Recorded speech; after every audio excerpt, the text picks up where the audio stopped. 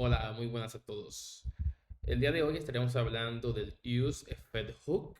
En el video anterior estuvimos hablando del useState, que es un hook que nos permite manejar el estado en nuestro componente. Bien, entonces vamos con la teoría primero, que es o de qué nos sirve el useEffectHook.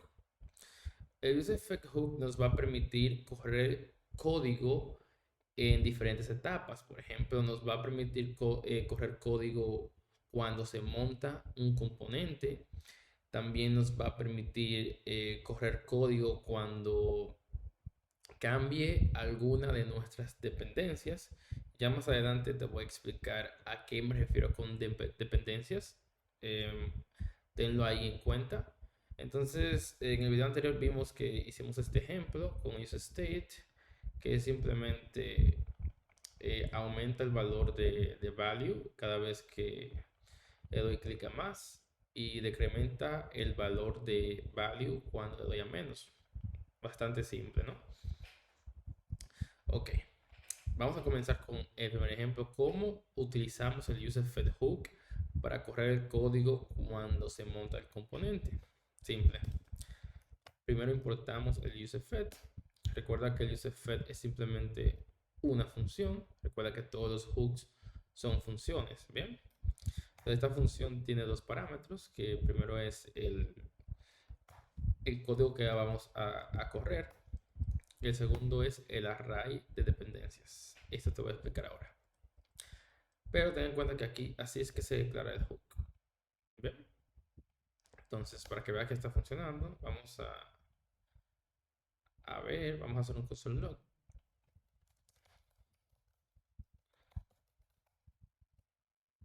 Y vemos que sí está funcionando. Se nota que está llamando a, a nuestro useEffect. Bien. Vemos si se renderiza nuestro componente, no se sigue llamando porque solamente se va a llamar cuando se monta. Bien. Ahora paso a explicar el array de dependencias.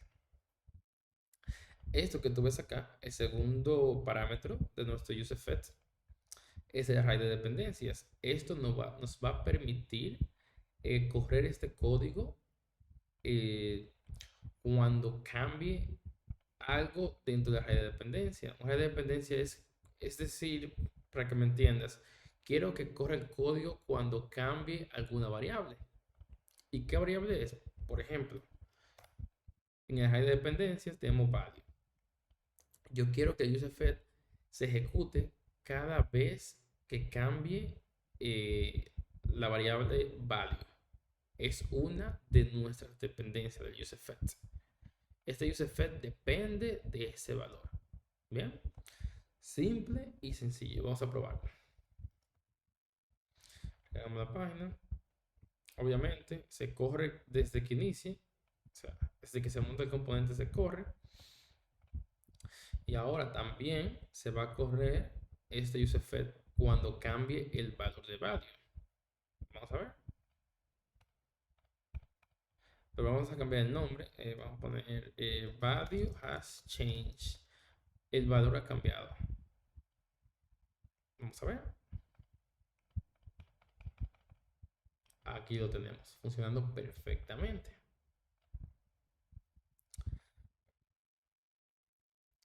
Bien, vamos a hacer un ejemplo práctico para que vayas entendiendo mejor en qué puedes estar usando el useEffect. Bien, vamos a hacer una llamada a un endpoint cuando nuestro componente se monte.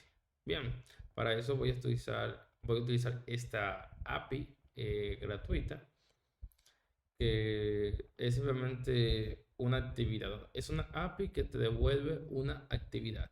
Simplemente eso. Le copio el link. Entonces vamos a utilizar, borramos el value porque solamente queremos que se llame a este endpoint cuando se monte el componente. Bien, para eso utilizamos el array de dependencias vacío. Ok, vamos a utilizar fetch, el fetch de siempre. Ponemos en nuestro endpoint, luego la respuesta que nos dé la vamos a convertir a JSON. y luego haremos un console log. Vamos a ver el resultado. Console log data. Listo. Vamos a ver el resultado. Cuando se renderiza el componente, nos debe dar el resultado de este endpoint. Ahí funcionó. Pero para que lo veas mejor, voy a recargar la página. Se renderiza y vemos el componente. Perdón. Y vemos el console log cuando se monta el componente. Entonces vamos a hacer un poquito más interesante a modo de ejemplo. Vamos a hacer que se llame este endpoint cuando el value que tenemos aquí sea un número par. Para eso, en nuestro array de dependencias ponemos value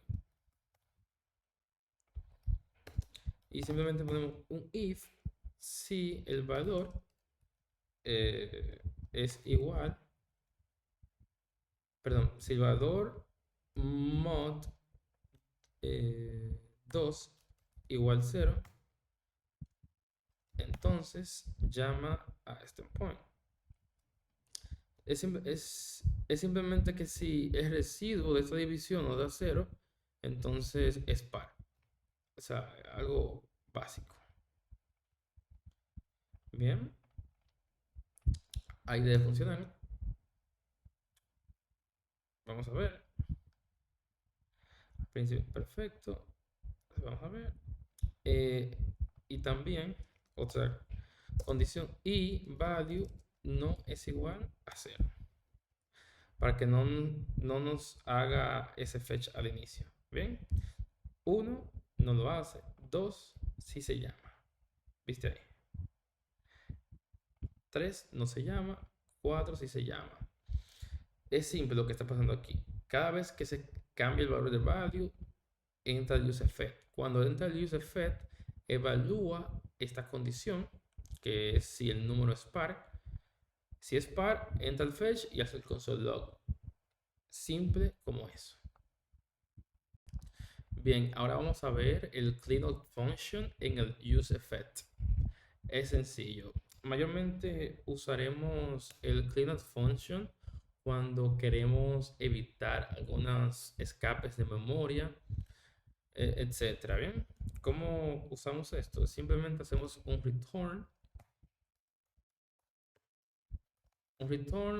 Retornamos una función anónima y listo. Bien, ahora hay que entender eso. Voy a borrar esto porque ya no lo vamos a necesitar. Bien, eso fue solamente un ejemplo. Vamos a entender cuándo corre esto, el cleanout function. Bien, primero corre cuando el componente se desmonta. Antes de desmontar el componente, entra al cleanout function. Bien, y también imagínate que tú corres por segunda vez el useFed. Antes de correrlo por segunda vez, se ejecuta el cleanout function. Entonces vamos a probarlo. Vamos a hacer un console log del value y vamos a hacer console log de cleanout function. Bien, ¿qué va a pasar? Vamos a ver. Siempre vamos a vemos que al principio solamente hace el console log del 0, no ha entrado aquí, pero si cambiamos el valor, ¿qué va a pasar? Atiende bien, atiende a esta parte. Ahora sí, como te dije, antes de pasar al segundo useFed, antes de correrlo por segunda vez, primero entra al cleanout function y luego es que entra al console log. Tan simple como eso. Bien, vamos a poner un ejemplo para que veas en qué lo podemos utilizar. Bien, imagínate lo siguiente, que nosotros creamos un evento, add event listener de KPress. Vamos a agregar una función ahora.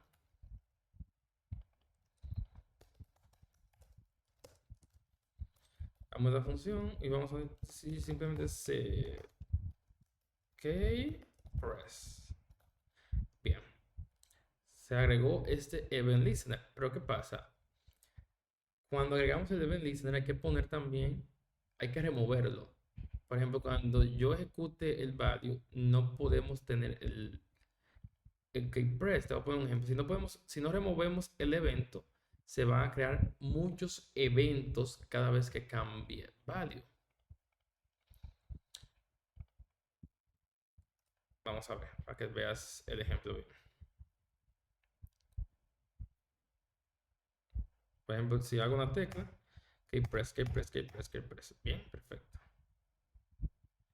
Pero, ¿qué va a pasar ahora? Se agregó.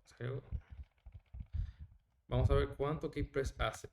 13 keyPress. ¿Por qué? Porque no se está limpiando este evento. Se están agregando múltiples event listener. Entonces, para solucionar esto, simplemente hacemos lo siguiente. Remove event listener. Keypress. Y listo. Antes de agregar el evento, simplemente lo remueve para no crear duplicados eventos. Tan simple como eso. Vamos a probarlo. Keypress. Vamos a agregar bastante. Y lo tenemos perfecto. No tenemos eventos duplicados. Ojo, esto es simplemente un ejemplo para que tú entiendas cómo usar esto. Y listo. Creo que ahí tenemos todos los usos del UseEffect. Espero te haya quedado claro. Y nada, si te gustó el video y lo entendiste, apóyame con un like, suscríbete y nos vemos en el próximo video.